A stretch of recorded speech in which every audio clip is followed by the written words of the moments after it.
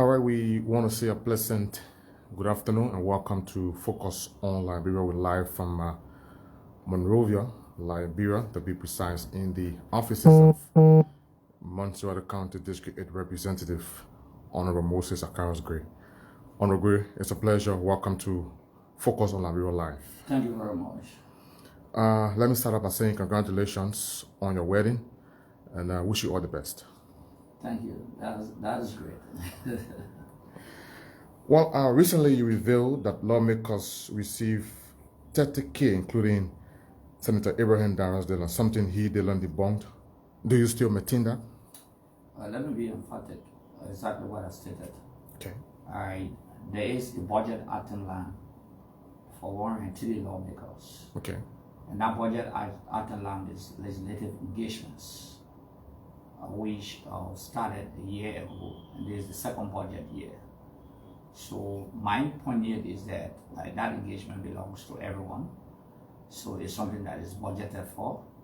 So like I said publicly, I cannot speak for the Liberian Senate, but I know exactly that members of the House of Representatives, including myself, started receiving that money so that we can be able to engage our constituent, interact with them, and is annual, that means for 12 months. So it's a budget year. So yes, I do stand by the fact that that money was budgeted for. It's a budget item line. So I'm not targeting a specific lawmaker, but the fact of the matter is that the budget of 2022 fiscal year, from January of this year to December, captures that. Great. The dual citizenship bill was recently passed by both houses. What is in the bill and what are some restrictions? The bill is a major victory, as the chief sponsor of that bill from the House of Representatives is a major victory for Liberians, both Liberians who are naturalized and those who are born onto two Liberian parents or onto one Liberian parent. Actually, it has to do with the alien naturalization law of Liberia that was passed in the 70s. So we amended provisions of the alien naturalization law.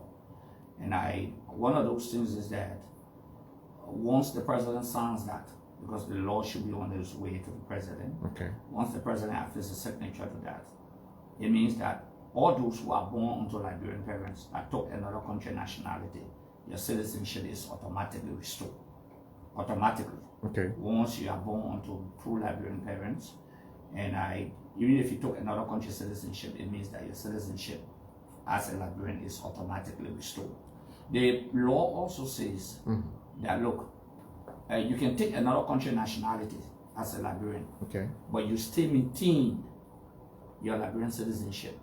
So that citizenship cannot be taken away from you, because the Supreme Court had a ruling that to take someone's citizenship away from him or her as born Liberian, they have to go through a due process. But also, if you want to renounce your citizenship as a Liberian, you have to come to Liberia and do it through a court of competent jurisdiction or a consular office. If you have a consular office abroad, you can go there through an oath of renunciation and renunciate your citizenship. And also, those who have two citizenship, you have a Liberian citizenship and another country's citizenship. If you want to contest for elected offices in Liberia, you have to renounce the foreign country citizenship 1 year prior to election. Let me repeat. If you took another country's citizenship, but you still maintain your Liberian citizenship, and you want to get elected position in Liberia, it means that you have to renounce the foreign country citizenship. Another important thing is that you can have those two citizenship and contest for the presidency or the vice presidency. Another important thing is that you cannot hold certain offices in Liberia in terms of the restrictions that you asked for. I was just about to ask you that. The restrictions, what are the rationale behind the restrictions? The restriction one, you cannot be the Minister of Defense of Liberia. You cannot be the Central Bank Governor of the Republic of Liberia. You also cannot be the Finance Minister. And how are those ministries picked in the first place? They pick on the basis of, in fact, when we passed the law, we didn't have those restrictions for the House of Representatives. But when we send it to the Senate, The Senate placed those restrictions into it. So for us to have a give and take, okay, and speaking to Liberians in the diaspora and those who then champion this cause for dual citizenship in the diaspora, we had a conversation with them. Okay. They agreed that we can agree with the Liberian Senate through the conference committee. But personally, they asked me, I had a disagreement on those restrictions. However, for the law to be passed, and I'm being the sponsor of the original piece of the law, was to consult those who we are defending or helping, okay, in that direction. So the consultation went through that we should accept it. Maybe in the future we can amend it. Honorable Great. But people will say for security reason, you can be defense minister. They will say the financial horse of the country, for example, the central bank and the Ministry of Finance, because they still constrain your loyalty to two countries. So all around the world, dual nationalities, for example, or naturalized citizen, for example, have some restrictions. So if you're a naturalized citizen and you have your child, automatically that child becomes a Liberian once you are a naturalized citizen. And also you could adopt a child and that child becomes a Liberian also. Great. Let's talk a bit about your re-election. Are you running for re-election? And how are your chances, Honorable Gray? I'm definitely contesting, and like I've always said, I will be the face of the Mali Coalition for Democratic Change in Liberia's most significant political district. That is district number 8, where you have the seat of government, the DC in the United States of America, where you have the highest number of ministries and agencies. So yeah, we will be contesting, and we are very optimistic. You know, I've been there twice, and I had the wishes of the voters, and this time I'm also optimistic that victory will be certain, but it doesn't come easily. It comes with honesty, it comes with hard work, it comes with commitment, it comes with consistency, it comes with deliveries, it comes with standing for the people. So I'm optimistic that with those categories, we've done extremely well, that our people can show our title. What happens if you don't win? Just in case. I will not take the obvious. What do I mean by that? I'm very optimistic that I will win, because I'm not a pessimist. Okay. I'm very, very optimistic that victory is certain. I'm not a pessimist. You think you still feel by the people of District 8? I'm very convinced. In fact, it's the despite the recent incident it's the people in the district. There's no incident. So I would love for you to catalog the incident, because people misconstrue what transpired. Sorry about this, but Honorable Gray, you were booed. Sorry about this. No, but you were chased out of the district. You see, that's what makes you a journalist, and you don't have to fight. I never expect a journalist or credibility to even ask that question. No, I'm in front of you. I went to speak to some group of people. Okay. Few oppositions in the tune of 8 persons came with placards. We have over 1,000 persons that listen to us. So about 8 persons came with placards. Okay, and then they were saying that they need some concerns to be addressed. Okay, then we say yes. One will speak, they can ask the questions, but they didn't wait. Okay, and they started disturbing some of the market women around. They choose to, and the police arrested about 4 out of the 8. And you ordered their arrest? Excuse me, we remanded. No, that answer the question first. We remanded, and we concluded the program, and the district erupted, and we marched through the district. Okay. So for you to say you were chased out, I think you need to revisit the video, and you need to revisit the intellectual center in the market women to know.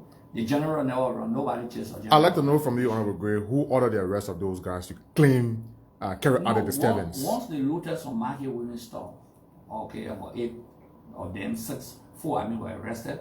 The police had to intervene. That's the police responsibility. We don't need election violence here. You can't do that in the country.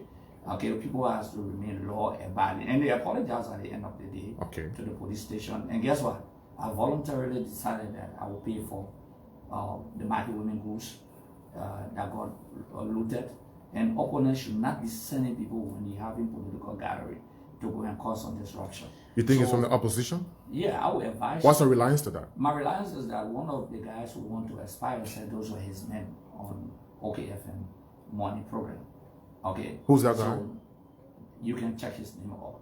Yeah, I don't love to call people names, but he's on record for that. But the fact of the matter is that we got to get the record straight. That in fact the program went on successfully, and nobody left. Representative Gray did not leave, so check the facts, because when I see people who should be credible journalists talking about people who were chased out, it's like supporting violence, which I know that your station will not support. But the facts are there that the entire team stayed there and concluded the program and marched through the district. I'd like you to speak to this one, Honorable Gray. It's important. It's been rumored that you are thinking about contesting in Grand Kema County. How true is that? I just confirmed to you that I'll be the face of the governing party, the Mighty Coalition for Democratic Change, in District of Montserrat County. So I don't know where people taking the guess from, because they cannot speak for me better. So I've said that, and I'm emphatic, and I've been very clear about that. Okay. Yeah. You are one of those lawmakers who champion or campaign to unseat former Associate Justice Cabinet Janet. Now he's out, but the Acarous court ruled that he receives all of his just benefits. Does this mean you were part of a failed campaign, Honorable Gray? The first thing is that I want to say this to you, and I want the message to go clear to Acarous court. Okay. We have constitution in Liberia. The Liberian constitution provides few authorities to us. The authority to impeach starts in the House of Representatives. The authority to remove is with the Liberian Senate. So yes, we submitted the bill of impeachment, okay, and we successfully did the impeachment, and it was the Liberian Senate who finally removed former Justice Janet. So I have had, like I've said, I've had no regret. I performed my constitutional function. You have no regret? No. I perform a constitutional function and constitutional responsibility. And I believe that there can be no imposition upon the House of Representatives, especially when we have performed a constitutional function. Okay, we have laws in our country. We have our Constitution of the Republic of Liberia. So yes, I perform my function as an elected lawmaker. Nobody can take that function away from me. You think he's going to get his benefit as the court has ruled? I cannot speak for that, because the first thing here is that I don't see it in the budget. Okay, I've never seen that in the budget. So he has a way to go about it if he wants to. As far as I'm concerned, I perform my function. It's not my duty to pay anyone. Honorable Gray, we'll have to wrap up, but quickly this one. Honorable Yeka Koluba continues to win his cases at the law of the Supreme Court against the House. Why you keep losing these cases? Are you threatened to be... I don't know what cases you're talking about. The first thing, we gotta be a little bit careful. When the Supreme Court says go and give a man a due process, because it's the court that will interpret what due process is. Okay? So, and he comes back and you gave him due process. I don't know what you call a win. Because let me tell you, this is a political house. Okay. Certain political questions cannot be answered even by the Supreme Court. I'm sorry to say that, but that's the fact. Take, for example, an impeachment. So if we took someone from office here, and the court cannot say, oh, don't impeach the person. What the court can say is that maybe you didn't follow A, B, C, D. So we still have the authority to go and do it the way we're supposed to do it. Okay. Okay. So on the issue of on a Koluba, I know we suspended him. And what the court said is that he should have gotten, I think, a month benefit, or we took 3 months benefit away from him. They are saying, oh, one of the months they should have gotten this benefit. So it's now winning a case when you say you want 3 months benefit, and the court said no, you can't get the 3 months benefit, but you can get one. So I don't see how you win a case. What's the relationship between you and Honorable Koluba? You once threatened to beat him. No, I think that you've been so personal. On the legislative floor, we don't hold malice against anyone. You need everyone to pass a law. Okay, so it's not about malice. Political indifference is not a malice. So we hold nothing against a specific lawmaker. I didn't want to be personal about a specific lawmaker. He's a colleague of ours. No matter what the case, no matter how his indifference is, his own political ideology. But the fact of the matter here is that we had a disagreement on consistent insult of the president and the president mother. I thought that was wrong. It does not represent the image of this August body. And it's resolved now. It's resolved now. Well, it's a result. I think he has quieted down on that. Okay, because he understands the political language on the legislative floor. So I don't have to go in there. But I can say to you, frankly, that everyone here, we are family. Okay. Okay, that's we great. Disagree. In parliaments in other countries, people throw blows. Yeah. I can remember when last physical blows are really thrown on the floor. I mean, disagreement, moving to your colleagues, those things are very common. But in the Israeli nexus, for example, people throw blows. Okay, you saw in Nigeria, you saw in Ghana, you saw in Sierra Leone, for example, and other countries around the world. But we are not involved into that. We have frank, strong disagreement. Yeah, I agree. People can move from your city, walk to the other person. Okay, but you dare not lay your hand on that person or hit them. So yes, these are all the heat in the debate. But after that, it does not create malice. Honorable Gray, finally, your thought about the Just and Lofa County by-election. What does it mean for the CDC as we approach the general and presidential election next year? The CDC endorsed a candidate, and Lofa County is the only county in the runoff election in 2017, out of 15 political subdivisions. It's the only county that the Unity Party won. We won 14 out of 15. So our strategy was to use Lofa as a litmus test in terms of putting what I call our democratic political commandos who hail from that region. So they succeeded in endorsing the candidate, and that candidate won. As an independent candidate, were endorsed by the CDC. You know, we put our strength, our energy, our financial resources, we put that into our political strategy, we put that into it, and we tested the strength of the Unity Party there, and we defeated them on the basis of the strategy we employed by some of the best of best in the history of the Mighty Coalition for Democratic Change went into campaign. So we are optimistic. What we wanted to see, we are optimistic, and we are very convinced that there will be one round presidential victory come 2022. You're on record for that? I said there will be one round. We're very convinced with the level of work we've done. So the people are now voting development or mayor love, because you can overlay law someone and you are not being developed. Your concerns, your welfare, for example, your social, your economic and political benefits and developmental agenda are not met. So we're building roads in Lofa County, we're paving roads in Lofa County, we're providing street lights in Lofa County, we are building buildings in Lofa County, governmental buildings, for example, and we're doing well, not just Lofa, but across the country.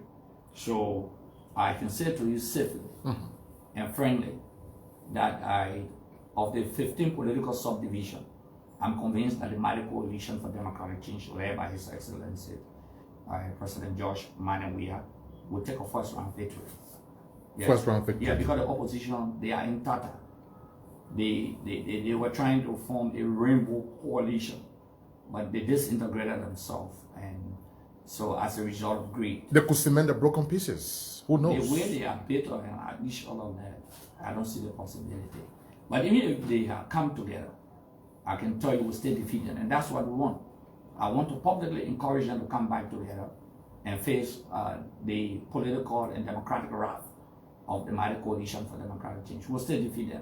We have a history of flocking them, so it's not a strange thing. President, we have demonstrated a history of flocking them, so it's not a strange thing. None of them who contested in 2017 for the presidency as a presidential candidate ever won the CDC. Honorable Gray, how would you like to close up? I would just love to say a pre-independent wish to every Liberian across the world and those who in Liberia. We wish them a pre-independent day celebration.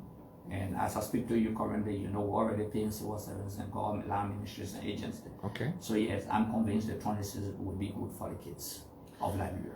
Thank you. His Montreal County District 8 representative, Honorable Moses Acarous Gray, has been in this exclusive interview with Focus on Liberia. We want to say thank you ever so much for being on. It's been a wonderful time interacting with the lawmaker. And do have yourselves a wonderful day from Monrovia. Goodbye.